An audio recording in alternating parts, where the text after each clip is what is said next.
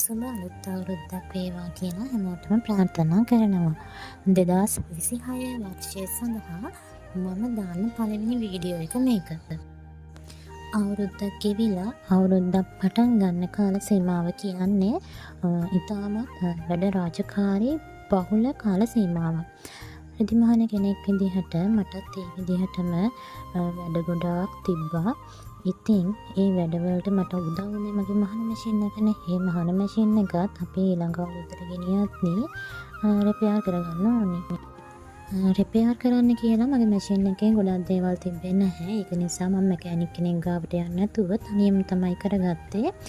මගේ මැෂින් එකේ oil level එක අඩු වෙලා තිබ්බා. ඒ වගේම මේකට ඉදිකටු ඇල්පෙනෙති නූල් කෑලි, ඒ වගේම පොඩි පොඩි චෝක් කෑලි වගේ දේවල් වැල්ලා තිබ්බා ඔයිල් බාත් එකට. ඉතින් මම ට්විසර් එකක් ආධාරයෙන් ඒ ටික ඔක්කොම අයින් කරගත්තා. ඒ වගේම නූල් ඩස්ට් එක වගේ බැඳලා තිබ්බ නිසා මම ඒ ටිකත් හොඳට පිහදගත්තා. ඒ පිහදගෙන තමයි මම මේකේ ඔයිල් ලෙවල් එකට ආපහු ඔයිල් දාගත්තේ. ඉතින් අපි මහන කෙනෙක් විදිහට අපේ මැෂින් එකේ පොඩි පොඩි අඩුපාඩු ආපුවාම අපි ඒවා තනියම කරගන්න දැනගන්න ඕනේ. ඉතින් මම මගේ මැෂින් එක හදාගත්තේ මෙන්න මෙහෙම. මේක ගොඩාක් දේවල් නැහැ. ඉතින් පොඩි පොඩි දේවල් තමයි තියෙන්නේ. අපි හැමෝම දන්න දේවල් ටික.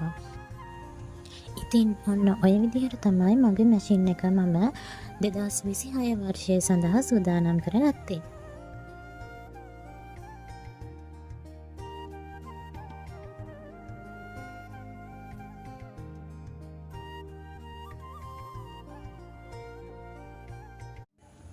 සුබ අලුත් අවුරුද්දක් වේවා කියලා හැමෝටම ප්‍රාර්ථනා කරනවා.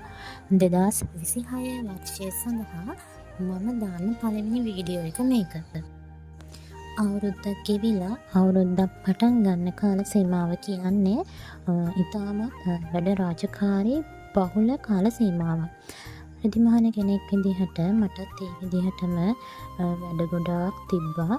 ඉතින් ඒ වැඩවලට මට උදව් වුණේ මගේ මහන මැෂින් එකනේ. ඒ මහන මැෂින් එකත් අපි ඊළඟ අවුරුද්දට ගෙනියද්දී රිපෙයාර් කරගන්න ඕනේ. රිපෙයාර් කරන්න කියලා මගේ මැෂින් එකේ ගොඩක් දේවල් තිබ්බේ නැහැ. ඒක නිසා මම මැකැනික් කෙනෙක් ගාවට යන්නේ නැතුව තනියම තමයි කරගත්තේ. මගේ මැෂින් එකේ ඔයිල් ලෙවල් එක අඩු වෙලා තිබ්බා. ඒ වගේම මේකට ඉදිකටු ඇල්පෙනෙති නූල් කෑලි, ඒ වගේම පොඩි පොඩි චෝක් කෑලි වගේ දේවල් වැල්ලා තිබ්බා ඔයිල් බාත් එකට. ඉතින් මම ට්විසර් එකක් ආධාරයෙන් ඒ ටික ඔක්කොම අයින් කරගත්තා. ඒ වගේම නූල් ඩස්ට් එක වගේ බැඳලා තිබ්බ නිසා මම ඒ ටිකත්